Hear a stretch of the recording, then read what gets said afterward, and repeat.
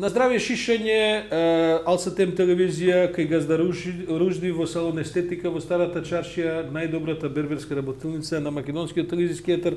Денеска продолжуваме со господинот Ден Дончев, еминентен економист и економски аналитичар, кој што често го читаме во домашниот печат со анализи. Господин Дончев, она што мене ме интересира е целата оваа, да кажем, повика за тоа дека ни фалат инвеститори странски и така натаму.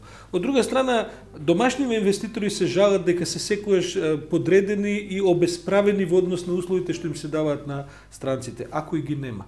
Зошто секогаш се инзистира некој од странство да дојде? Зошто на овдешните потенцијални инвеститори не им се дадат истите олеснувања, бенефиции, поттици како што се нудат на странците? Добро, прво, во земја како што е Македонија, каде што има огромен економски структурарен проблем визави надворешната трговска размена, странските инвеститори се еден од трите можни извори на финансирање на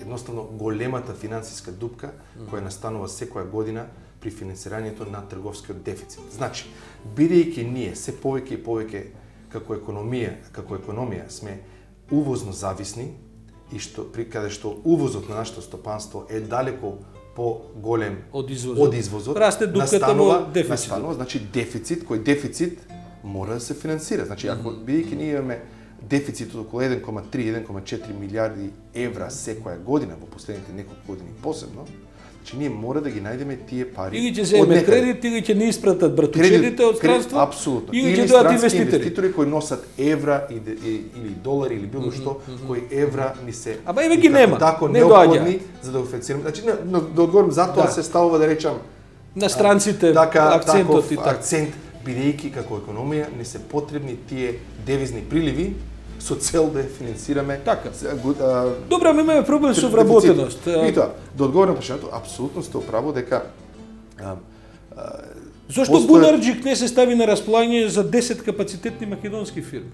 Зошто треба да дојде некој од Америка или од Кина?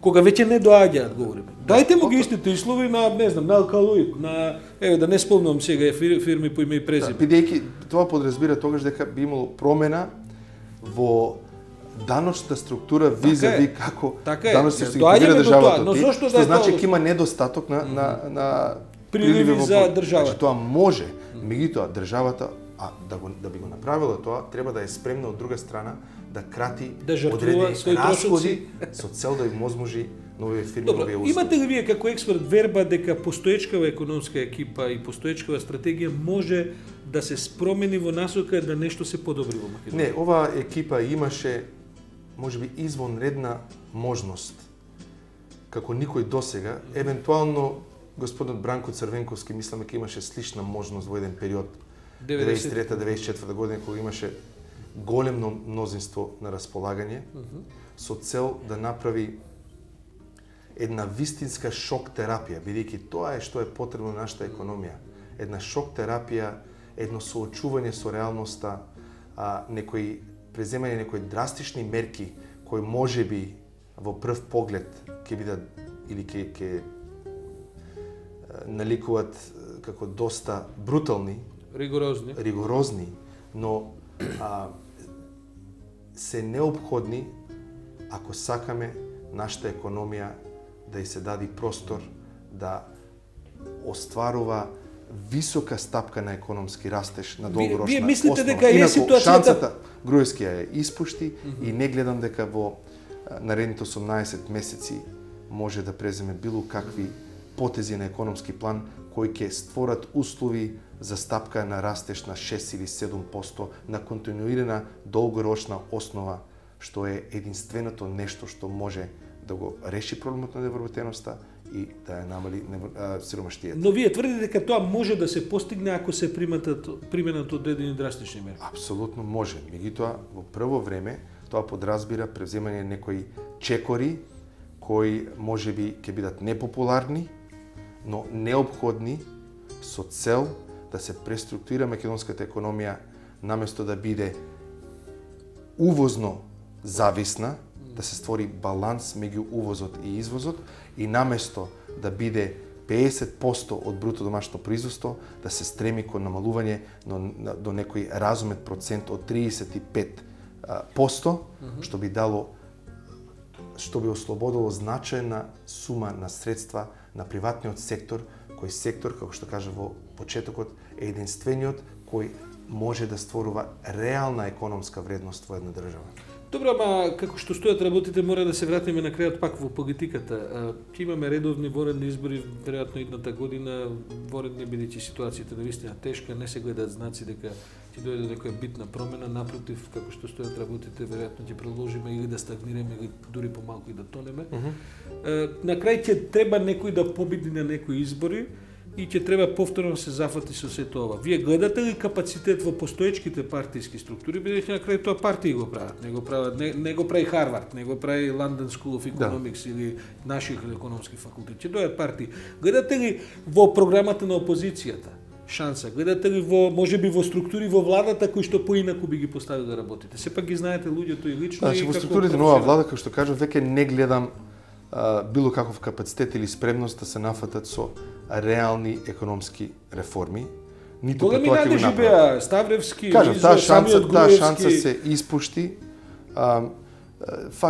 Исто така факт е дека има одреден кадар кој мислам беше освежување на македонската политичка сцена, но исто така знаете, младоста не секогаш е предност ако нема никакво релевантно искуство и за жал мислам дека голем број од посебно младиот кадар на Груевски кои се на клучни позиции навистина нема никакво релевантно искуство. Би не спасила експертска влада или политичка влада? Во смисла правена од партии. Мислам, од вашиот аспект ве прашувам. Може ли да се состави екипа од 5-6 луѓе кои може да го решат? Па прво треба како општество да се соочиме со реалноста, тоа подразбира политичките партии дека веќе 15 години во суштина ја водиме една иста политика. Само е кој стабилен ќе го курс фати на денарот, ниска стапка на инфлација, макроекономска стабилност и континуирано зголемување на буџетските приливи во однос на севкупниот бруто домашно производство. Нешто мора да се менува. Зајакнување на државниот сектор на сметка на приватниот сектор и што се случува бидејќи приватниот сектор не може веќе да створува реални работни места, фактите, бројките покажуваат дека се поголем и поголем е бројот на македонци или македонски државјани, зборувам, или граѓани кои се принудени да одат надвор од Република Македонија, да работат привремено во странство, да ги праќаат тие пари назад или да барат дополнителна помош од нивните пријатели, роднини и така натаму, кои живеат во Европа, Америка, Австралија, Канада. И тоа веќе континуирано се зголемува. Ако таа сума беше 500 милиони евра во 2000 година, минатата година беше рекордно 1,1 милиарди евра. Тоа значи, тоа е доказ дека македонската економија е неуспешна да креира работни места за своите граѓани. И тоа е доказот ако веќе не треба доказ дека нешто мора да се смени. Како гледате на оваа политика, речиси еднаш неделно или на 2 недели да се издават државни обврзници и практично да се блокира целиот финансиски систем и потенцијалот што имаат и банки и други субјекти, да се тоа оди повторно во државата и да следниот ден се исплаќаат. Пак се враќаме тоа што го кажав, дека мислам кај води тоа само во поголеми позајмици. Бидејќи расходната структура на државата е толку веќе предимензионирана, и сега доаѓаме до ситуација каде што и даноците кои се проектирали не може да ги издржат. Теориски колку може тоа да оди?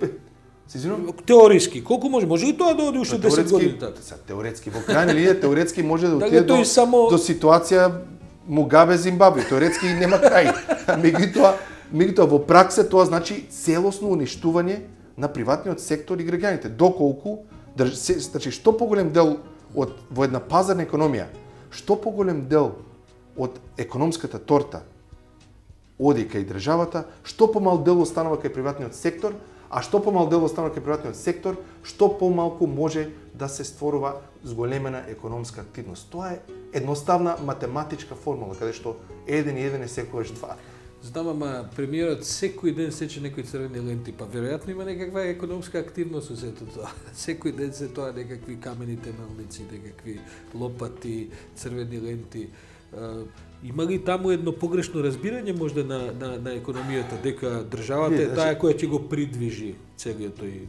Секоја се говори ни треба едно придвижување. Апсолутно, тоа идеолошки е погрешно. Јас кажав моето убедување дека улогата на државата е да створи услови за рамноправно и ефикасно функционирање во сите сфери кои се неопходни за една растечка динамична економија од аспект или од страна на приватниот сектор.